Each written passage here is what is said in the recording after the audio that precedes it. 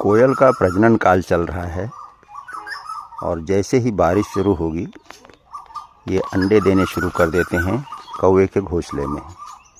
ऐसे में उनका प्रणय निवेदन, प्रेमालाप, वार्तालाप कैसा होता है ये सुनिए।